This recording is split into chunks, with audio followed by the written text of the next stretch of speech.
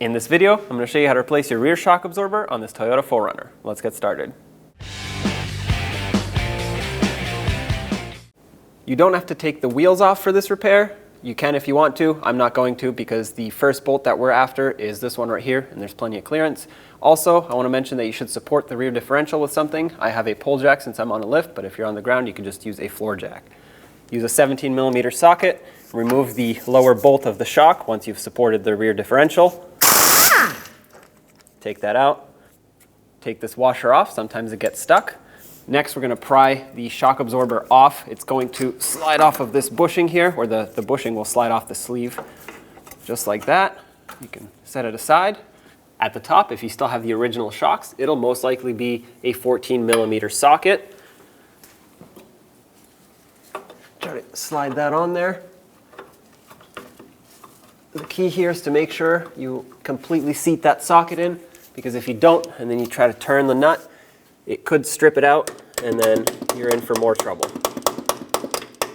Now, grab your ratchet, put it on here, and let's break this free.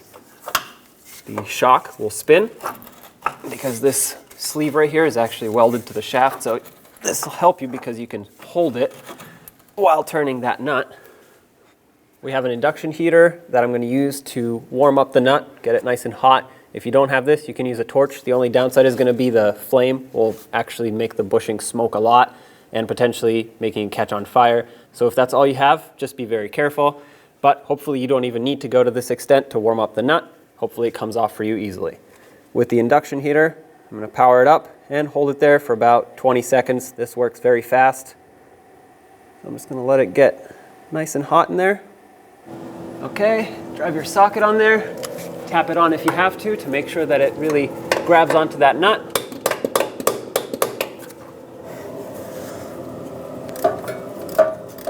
And there you have it.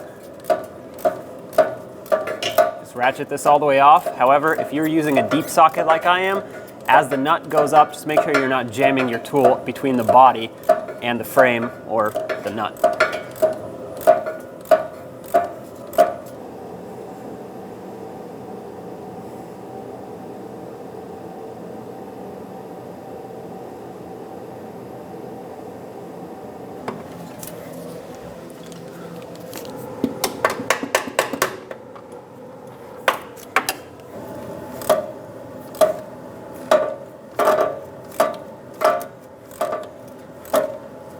Sprayed it down with some more rust penetrant, and it looks like it's coming off a lot easier now, so just back it off all the way.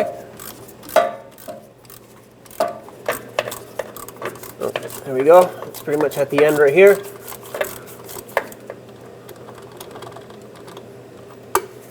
Take this off.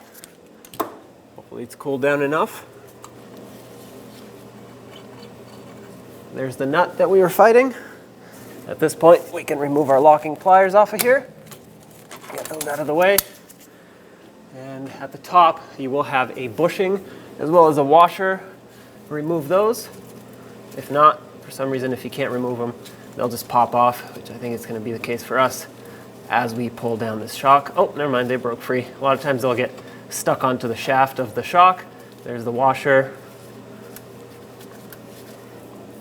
There they are. If you're doing this job on a lift like we are, you're going to want to support the rear axle with a pull jack. That way it doesn't drop too far down. However, if you're on the ground and you did not remove the wheels, which you don't need to for this job, or you're on jack stands, which usually go on the rear axle, it will be automatically supported, so you don't have to worry about this. Now the 17mm socket, remove this bolt. There's a washer that's going to come with it. And now you can pull the rear shock out. It'll slide right out, and it'll automatically pop off the top because we already unbolted it. And there it is. Before we put the new shock in, make sure you prime it. That basically means press it down all the way, 3 to 5 times. This will mix up all the oils that are inside. Make sure you bottom it out completely, and then let it expand by itself. Again, do this 3 to 5 times. We're going to have to reuse the washers that go on the bottom. This is the outer one where the bolt goes, and this is the inner one that slides onto the sleeve. Pop it off of this rubber bushing. Throw the bushing away because you will be provided with new ones, but like I said, you need to reuse these. Assuming they're in poor condition, you're going to want to source new ones. On this lower shaft where the shock sits, I like to put some silicone paste down This will ensure that the bushings slide on easily. Also, it'll coat it so that the rust doesn't build up here. Once you've put a thin layer on there, take the washer with the large hole, slide it through all the way, then take one of these bushings, make sure that it's pointing inward towards the center of the sleeve, slide it on, just like that. On the top of the new shock, I put some silicone paste on the shaft to hopefully avoid the situation that we just fought earlier with the hardware seizing on. Take a washer, you'll see it's curved upwards, put that on, and then on top of it, put the bushing. The bushing will have a larger cutout here and then a smaller notch on this side. Put the large part on the bottom to seat onto the washer, just like that. And now we'll slide it up through the frame. As you slide it up through the frame, at the same time, you're going to want to aim for this lower shaft here to seat it on, and that way you don't have to hold it. So I'm going to lower my support since I'm on a lift, just like that. I'm going to hold it here. There's going to be an outer bushing that needs to slide in. This one is directional as well. It's pointed inward, just like that. Now you can take your bolt with the washer, thread this on, just like this. And since we're here, we might as well tighten it up. Torque it to 47 foot-pounds. It's tight. It's important not to crush those bushings, so definitely tighten it down to spec. Now at the top, put the bushing in, and as you can see, I have the wider area facing up. That's going to seat itself on the washer that I'm about to put on. Put the washer facing down with the curve. It's curved. And then the new nut. Thread it on by hand as much as you can.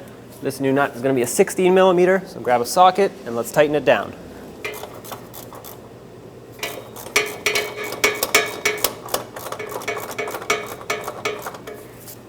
The torque for this nut is 14 foot-pounds. However, I do not have a torque wrench that'll fit in here, so I'm just going to make it nice and snug.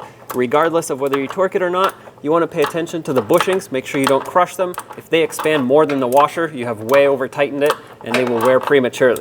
So just tighten it up until it starts squishing the bushings down, and that's it. You're good to go.